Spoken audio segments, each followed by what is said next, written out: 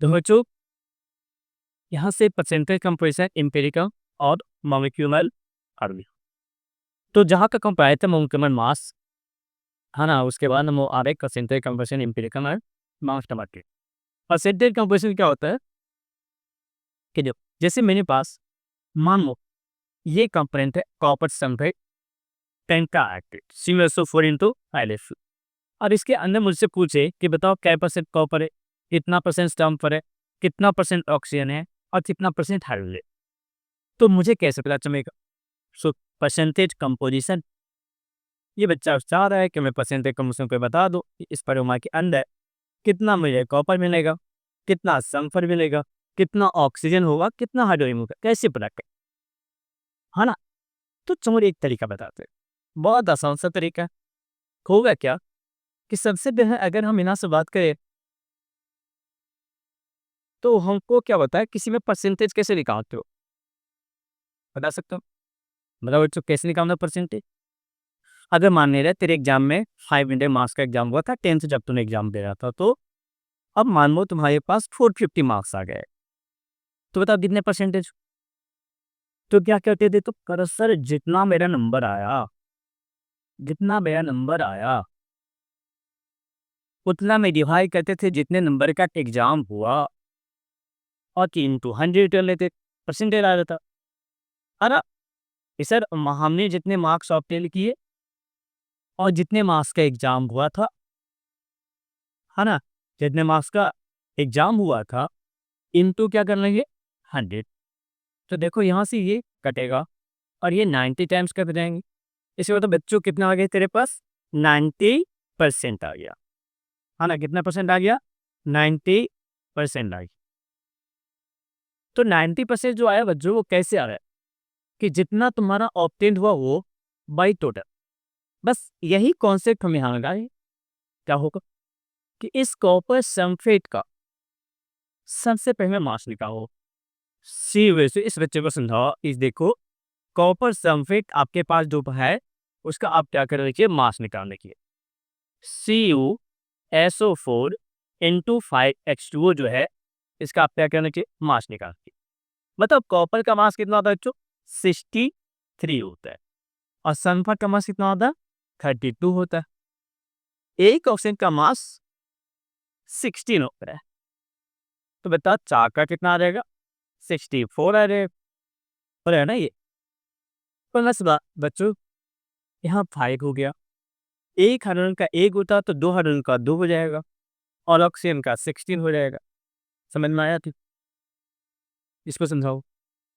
63 और 32 95 हो गया, 95 प्लस 64 कर लो तो इधर आ गया 9, और कितना आ जाएगा 159, और प्लस इधर आ गया बच्चों, कितना आ गया 18 25 90, कितना आ गया। अब यहाँ से अगर कम लोगे तो 9 9 5 14, हाँ तो 14 बाकी ये 249 आ गया। हाँ सन आ गया। कॉपर का मास 63, ऐसे कई बुक में 63.5 लिखता है, बट आसान कैलकुलेशन करना है थोड़ा सा अप्रोक्स में ऐसा आ सकता है। तो इसका मास 63 ले रहे हैं और सल्फर का 32 ले रहे हैं, एक ऑक्सीजन का 16 होता है, तो चार का 64 हो जाएगा। तो 64 और 32 96 हो गया, 96 में 3 ऐड 63 ऐड करो तो 96 और 60 150, हाँ ना, 1 और 90 और कितना 60 150, इधर से 6 बच गया, इधर 3, तो 6 9 159 हो गए। आप प्लस इधर से 90 आ गए, तो जो दिए तो कितना आ गया तुम्हारा 249 आ गया। अब कह रहे सर टोटल जो मास है ना मुझे वो 249, तो बताइए कॉपर कितना परसेंट है, तो कॉपर में जितना मास है, कितना मास है 63, तो कॉपर का मास आ गया बच्चों 63, टोटल मास कितना है 249 इंटू कितना क्या बता मुझे 100। आगे समझ कट रहा है कैस, नहीं कट रहा। अब नहीं कट रहा तो इसको काट तो 7 से, है ना, 7 से काटो, ऊपर 9 7 जा 63, और 7 3 जा कितना रहेगा तुम्हारा 21, 7 4 जा 28, नहीं 7 3 जा 3 हो जाएगा 21 और 39, फिर में नहीं कट रहा। सही है। अब अगर हम इसकी कैलकुलेशन करने थोड़ा, तो कितना रहेगा 60 63/249। अगर बच्चों 4 बार का निकाल दें तो ज़्यादा आ रहा है। 3 बार में 3 तिया 9 और 6 तिया 18 कट गया, ये 0 आ गया, 60 आ गया। 1 देंगे 100 आ जाएगा और 60 में से काटो तो कितना आ जाएगा? 9 मतलब कितना देंगे? 63/240 तो आ जाएगा तुम्हारा 0.25, है ना? कितना आ गया? 0.25 1/4 के आसपास आ जाएंगे। ऐसे काटूंगा 4 के आसपास तो अप्रॉक्स हम काटे, देखो 1/4 के आसपास काट रहे हैं। 6 चौक 24 आ जाएगा, 4 के 12 बहुत आगे पीछे आएगा तो 1/4 के आसपास काट रहे हैं। इंटू 100 मतलब कितना आएगा? अप्रॉक्स 25% आ रही है बच्चों, है ना? ऐसे आएगा कितना 1/3.9 आ जाएगा या 3.8 आ जाएगा, तो वहाँ पे 0.245 ऐसा आ जाएगा, है ना? तो थोड़ा बहुत आगे पीछे परसेंटेज करना है, इतना कैलकुलेशन तो आता होगा तुम्हें। अब बताओ बच्चों समफर का मास कितना हो रहेगा? समफर का मास कितना है? 32 और 32/249 इंटू 100 का परसेंटेज आसान है। यहाँ पे क्या करना 63/249 इंटू 100 कर रहे। ऑक्सीजन में कितना आ जाएगा?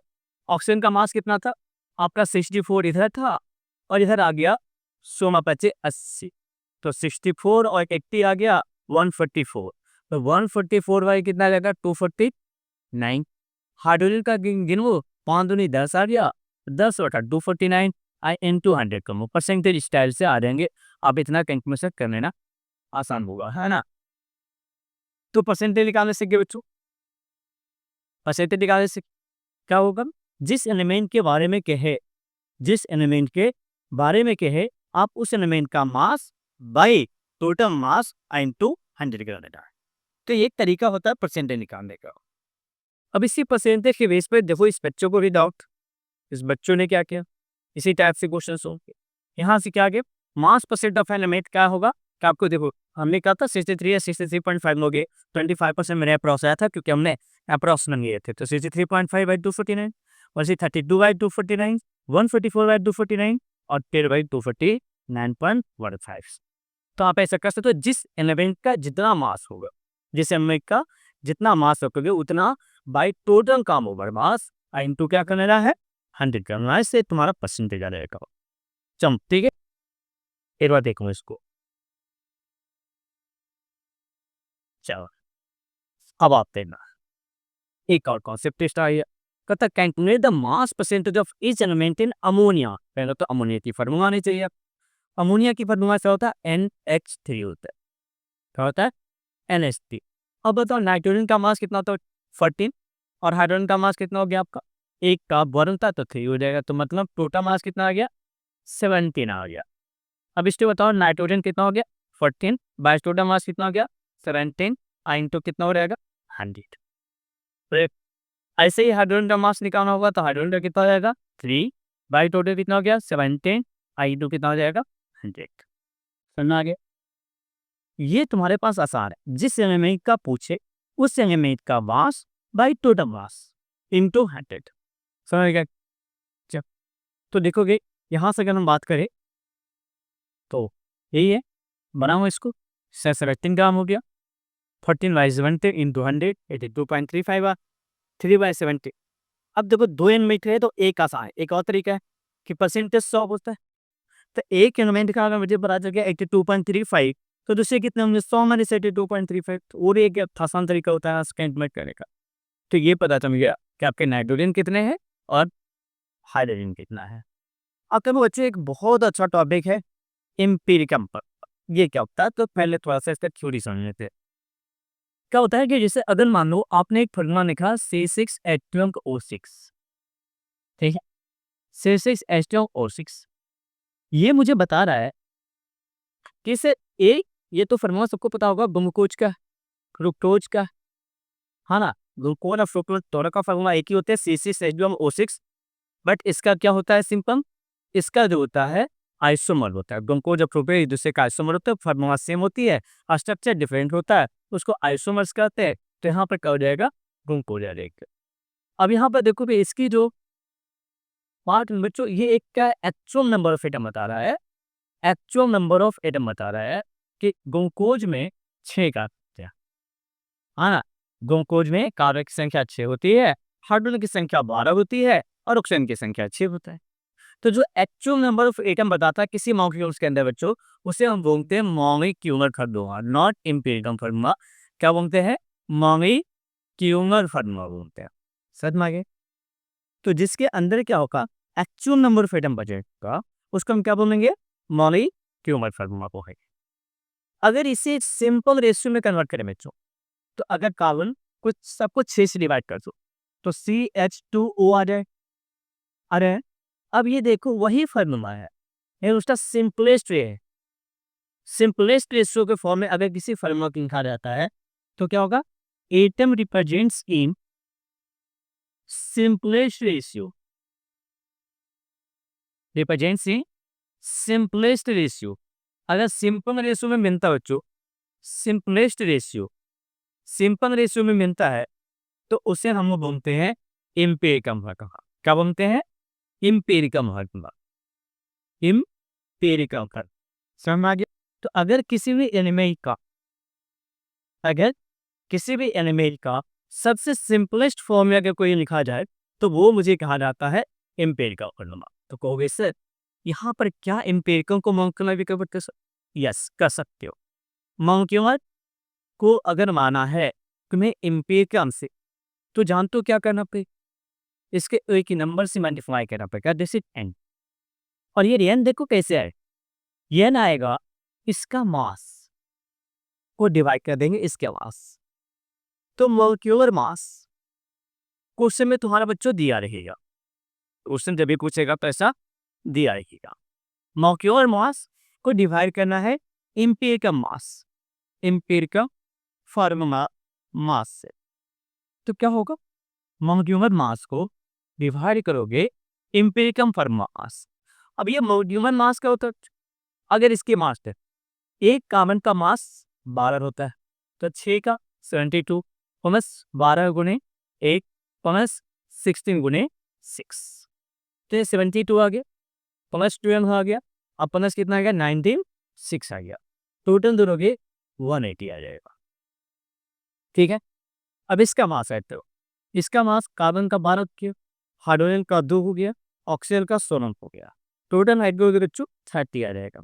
तो बताओ 180 अपॉन 30 आ गया, बताओ कितना आ गया? 6 आ गया। अब बताओ ये जो एम्पिरिकल है, इस एम्पिरिकल में 6 से मल्टीप्लाई किया तो C6 आ जाएगा, H12 आ जाएगा, O6 आ जाएगा। तो जब भी आपको एम्पिरिकल से मॉलिक्यूलर कन्वर्ट करना हो तो आप एक नंबर निकालो, और वो नंबर कैसे निकाल सकते हो बच्चों? मॉलिक्यूलर मास में एम्पिरिकल मास से डिवाइड कर सकते हो, मॉलिक्यूलर मास में एम्पिरिकल मास से डिवाइड कर सकते हो। और जब मॉलिक्यूलर मास में एम्पिरिकल मास से डिवाइड करोगे बच्चों, तो वो तुम्हारे पास एक नंबर दे देगा, और वो नंबर तुम्हारा क्या कहा जाएगा? वो नंबर तुम्हारा क्या कहा जाएगा? उस नंबर को मल्टीप्लाई मूव ऐसे कहा जाता है, सिंपल मूव कहा जाता है। पर उस नंबर से अगर डिवाइड मल्टीप्लाई करोगे एम्पिरिकल में, तो वो कन्वर्ट हो जाएगा मॉलिक्यूलर। क्या कन्वर्ट हो जाएगा? वो मॉलिक्यूलर। सदमा क्या ये? कोई दिक्कत है? चलो आ गया, इस पे क्वेश्चन कर लेंगे, इस टाइप का कॉन्सेप्ट पे क्वेश्चन कर लेंगे। चलो देखते हो आगे क्या है। कहता है it represent the simplest whole number ratio of various atom present in a compound. एक कंपाउंड में जितने भी एटम्स प्रेजेंट है उसके सिंपल रेशियो होल नंबर में दिखाता है। जैसे एक molecular formula exact number of atom दिखाता है कि कितना, जैसे हमने C6H12O6 लिखा बच्चों, तो उसमें कार्बन 6 था, हाइड्रोजन 12 थे, ऑक्सीजन भी कितना था? 6। तो C6H12O6 हो गया। इसे मॉलिक्यूलर या कंपाउंड दिखाते। मॉलिक्यूलर फार्मूला अगर एम्पिरिकल का मॉलिक्यूलर माना एक नंबर से मल्टीप्लाई करते हैं। ये नंबर अभी हमने सिखाया बच्चों, molar mass by empirical formula mass. और यहाँ से क्या आ गया? इसकी थ्योरी को कॉपी करूंगा एक बार, हम इस थ्योरी को कॉपी कर लें, उसके बाद हम बात करते हैं। चलो कॉपी हो गया होगा, आगे बात करते हैं। अब इन क्वेश्चन देखो, ये बहुत अच्छा तरीका होता है। क्वेश्चन जो होता है एक परसेंटेज के बेस पे आता है, और एक क्वेश्चन जो आता है बच्चों वो आपको क्या आता है? रेशियो के बेस पे आता है। तो देखो कारण एक bond content 4.07% hydrogen, 24.27% carbon and 71.65% कुमरी is molar mass is 98.96 gram. What are its impact on molecular खड़पा? देखो हम सबसे बेस्ट तरीका एक बताते हैं। पहले तो आते एक बार ट्राई कर लो, क्वेश्चन अच्छे से पढ़ लो, उसके बाद हम एक अच्छे से क्या करके इसको सम करते हैं। तो आप थोड़ा सा टाइम ले लीजिए, वीडियो को पॉज करके आप अच्छे से टाइम ले सकते हो, नहीं तो हम इसको सॉल्व करते हैं। आपको अगर लगता है कि हम क्वेश्चन सॉल्व करेंगे, आप वहाँ पर वीडियो पॉज कीजिएगा और पॉज करके आप सॉल्व कर लीजिएगा। तो मैं क्वेश्चन एक बार अच्छे से देख लूँगा आप। हम सॉल्व करते हैं, आप पॉज कर लीजिए वीडियो को। चलो, क्या है, आप यहाँ से कर पाएँ कि अगर जब भी आपको परसेंटेज दे रहा हो, ठीक? आपको जब भी परसेंटेज दे रहा हो, तो पहला आप क्वेश्चन प्रोसेस कर, ए कंपाउंड कंटेन इतना परसेंट मेरा हाइड्रोजन। चलिए सर, हम यहाँ पर देखो बनाने का तरीका बताते हो बच्चों। एक एलिमेंट से उसका यहाँ पर परसेंटेज कंपोजिशन लिख देना, आसान सा तरीका बताते हैं। एक और तरीका है जो हम स्वयं पे के रखे हुए हैं, हाँ ना, परसेंटेज कंपोजिशन बनाओ। इसके बाद इसका मोलर मास लिख देना, एक चार्ट बना मेरा बच्चों, मोलर मास लिख दो और उस मोलर मास को यहाँ पे एक मोल निकाल देना और मोल के बाद एक सिंपल रेशियो होल नंबर में कन्वर्ट करना। सिंपल रेशियो जिसे कहाँ आना है बच्चों, होल नंबर में बना है। अब बताइए इसके अंदर तीन एलिमेंट दे रहा है, कार्बन, हाइड्रोजन और क्लोरीन। हाइड्रोजन क्या है, कार्बन है और क्लोरीन है, ठीक है। हाइड्रोजन जो है बच्चों कितना है, 4.07%, ठीक है। कार्बन जो है बच्चों कितना है, 71.65%, ये भी ठीक है। और क्लोरीन जो बचा हुआ है वो है तुम्हारे पास, देखिए कार्बन है 24.27%, 24.27%, और क्लोरीन जो बच्चों वो 71.65% है, ठीक है। आप अगर इसके मोलर मास से डिवाइड कीजिए, मोलर मास कितना है, वह इसका कितना है 12, और क्लोरीन कितना है आपको 35, ठीक है। एक चीज गौर करना बच्चे कि हमेशा ये परसेंटेज जोड़ करके 100 आनी चाहिए। अगर 100 से कम गया तो आप अपनी मर्जी से ऑक्सीजन को ऐड कर सकते हो, समझ। अब जोड़ो 100 आ रहा है कि नहीं आ रहा, तो देखो यहाँ से जोड़ो 5 7 कितना हो गया 12 और 7 9, मतलब 0.9 आ रहा। यहाँ 6 to 8 और यहाँ पर 1 आएगा तो 9 आ जाएगा। 71 और 24 7 95 आएगा, 95 को मतलब 99.99 आ रहा है, मतलब अप्रॉक्स 100 मांग रहे थे इसको, ठीक है। इसको 100 मांग रहे थे। अगर बहुत ज़्यादा डिफरेंस रहे तो रखना ना, अगर 0.5 का रह जाए, 1 का रह जाए, 10% का रह जाए, 5% का रह गया तो 0.001% है तो आप निगलेक्ट कर सकते हो, ठीक। अब इसको मूव क्या हूँ बताओ, 4.07/1 कितना रहेगा, 4.07 ही आ रही है, 24.27 बाई और 71.65 बाई 35.5, ठीक है। अप्रोक्सीमेट कर दो, तुम्हारा दूनी 24 2.02 अप्रोक्स रहेगी 2.02 या 0.035 ले सकते हो। इससे आसान होगा इसको काट अप्रोक्सीमेशन लेना, आपका एस्टीमेट थोड़ा चमता है, हो रहेगा। तो यहाँ से 2.0 टू 35 से 71 काटोगे तो 2 टाइम्स का यही कट रहा है, 2 पॉइंट ये कितना आ रहा है, 2.01, तो ठीक है, हाँ 2.0। और देखो इसमें जो सबसे छोटा है उसका, तुम होम नंबर लगाओ, देखो ये बायो थोड़ा सा क्या वैसे सकता है कि अगर होम नंबर लगाओगे तो 4.07 बाई 2.022 का मतलब इसके अप्रॉक्स दो ही बार भी काटना, पूरा एक दो मस्का होम नंबर में आएगा। अच्छा ना, अगर मान लीजिए 2.01 आ गया, कोई फर्क नहीं पड़ता है, जो सबसे छोटा वैल्यू होता है बच्चों उससे डिवाइड करना 2.018, ठीक है। फिर 2.022 भाई आ गया 2.01, इसको 1 टाइम्स का पार्ट दो, ज़्यादा स्पेस नहीं लेना है। 2.018 आया बाई 2.018 आया, इसको काट के दो, कितने टाइम से काटोगे 1 टाइम्स। बताओ हाइड्रोजन कितने आ गए बच्चों, 2, तो हाइड्रोजन 2 आ गया, कार्बन कितना आ गया 1, और क्लोरीन आ गया CH2Cl खत्म हो गया। अब इसका मोलिक्यूलर फॉर्मूला निकालना है, तो सबसे पहले देखो आप दिया हुआ है ब्राउन कलर का, तो एन निकाल, एन किसने निकालोगे 98.96 अपॉन हाइड्रोजन का 2, कार्बन का 12, 12 2 14 और क्लोरीन का 35.5, तो 35.5 और 13 हो गया 45.5, 49.5 आ जाएगा। हाँ, 49.5 आ गया तो अप्रॉक्स 99 आ गया जो ऊपर दिख रहा है मुझे। तो 2 टाइम्स का पावर है इसको, ठीक है? 2 टाइम्स का काटोगे तो इसमें 2 से मल्टीप्लाई कर दो तो एम्पिरिकम आ जाएगा। तो 2 से मल्टीप्लाई करोगे तो H4 आ जाएगा, C2 आ जाएगा, Cm। ये दिस इज मॉलिक्यूल है। एम्पिरिकम में 2 से मल्टीप्लाई करेंगे क्या आ जाएगा मुझे? मॉलिक्यूल। तो इसको हम अच्छे से समझ लेते हैं, है ना? अच्छा समझ लेते हो तो समझ में आ जाएगा। हमने एम निकाल लिया। अब मॉलिक्यूल में कैसे निकालते हैं? एम्पिरिकम इनटू ए, एम्पिरिकम इनटू ए। तरीका समझ में आना चाहिए आप। एम्पिरिकम इनटू इन। एम्पिरिकम कितना आया था मेरा? H2CCl। अब इसमें 2 से गुना कर दोगे बच्चों तो H2 जो रहेगा 4 भी रहेगा, C2 हो जाएगा और Cm 2 हो जाएगा। तो H2C2 Cm 2 आ जाएगा। ये आपके पास क्या रहेगा? एम्पिरिकम आ जाएगा। कोई दिक्कत? और इससे मॉली क्यों आगे पता चलना चाहिए? एम्पिरिकम ये वाला फॉर्मूला हो गया, मॉलिक्यूलर यहाँ से पता चल गया। तो दोनों चीज़ आपको पता चल गई। कोई दिक्कत? चलो आगे बात करते हैं। अब देखो इसकी में कैनिमेशन है जो आप एक वर्ड उतार देना इसको अच्छे से, है ना? देखो आपने ट्राई किया होगा, थाने तरीका सिखाया। एक तरीका देखो यहाँ पर हाइड्रोजन का पोर्ट कार्बन का आप टोटल मानो 100 है ना? अब यहाँ से इसका मोल निकाल, हमने वही किया, मोल निकाले थे, फिर इसका मोल निकाले थे, फिर इसका मोल निकाले थे। अब इसके बाद सिंपलनेस रेशियो निकालना है तो पहले हिसाब रखो, ठीक है? सबका मोल आ गया है, यहाँ देख सबका मोल आ गया, है ना? अब यहाँ से जब मोल आ गया आप एक बार देख लेना इसको। अब अगर मोल आ गया, अब इस मोल से क्या करोगे बच्चों? यहाँ पर सबका मोल आ गया उसको सिंपलेस में कन्वर्ट करोगे। और सिंपलेस में कन्वर्ट करने का तरीका हमने जो बताया वो सबसे छोटा वैल्यू से सबको डिवाइड कर लेना है। और जब सबसे छोटा वैल्यू को सबको डिवाइड करोगे तो 2 बना लेगा। फार्मूला आ गया था, हम H2 को पीछे नहीं, कोई दिक्कत नहीं है उससे, CH2Cm आ गया। अब इससे N निकालोगे। N निकालने के लिए हमें क्या किया? पूरा मोलर मास दिया था 49.48 आया, इससे डिवाइड कर दोगे तो 2 आ जाएगा अप्रॉक्स। और इसके बाद इसको मल्टीप्लाई कर लो तो इससे आपका एम्पिरिकल से मॉलिक्यूलर कन्वर्ट हो गया।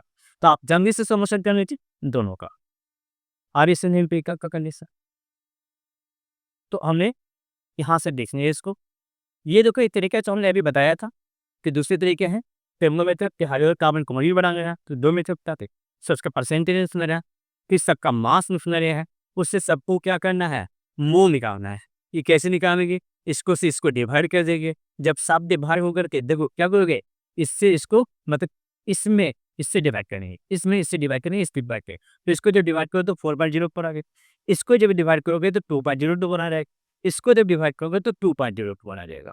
अब ये सबसे छोटा जो वैल्यू है उससे सबको डिवाइड कर दो तो सिंपल रेशियो आ जाएगी, और सिंपल रेशियो आएगा तो 2:1 आ जाएगा। आप एक बार अच्छे से समझ लीजिए, इससे आपका एम्पिरिकल खत्म आ गया। चलो यहाँ से आप एक बार क्या कर लीजिए, यहाँ से सब कर दिया, आ गया एम्पिरिकल आ गया, ठीक है? आप एक बार इसको कॉपी कर लीजिए, आपको यहाँ से एम्पिरिकल मिल जाएगा, ठीक है?